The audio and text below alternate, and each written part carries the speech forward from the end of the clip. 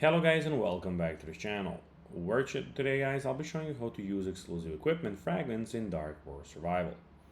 So guys, the first thing that you of course need to do is go to the Google Play Store or the App Store and download the game itself.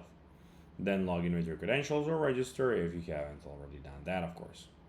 But now guys, let's see how you can actually go and use exclusive equipment fragments in Dark War Survival. So you need to unlock a hero's exclusive equipment first. Each exclusive equipment is tied to specific heroes such as Tristan or other eligible heroes and must be unlocked before fragments can be used. You can open the hero menu. In the top left corner we have the hero menu as you can see, and select the hero with exclusive equipment. So here you'll have the of course upgrades and everything, skills and the star up, and you need to find a hero with exclusive equipment.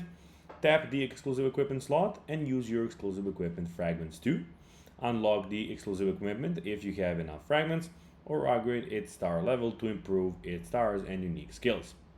One important thing, exclusive equipment fragments cannot be used on normal hero gear. They only work with a hero's exclusive equipment, and you must own that equipment first. So that's what you need to go and get first and find first.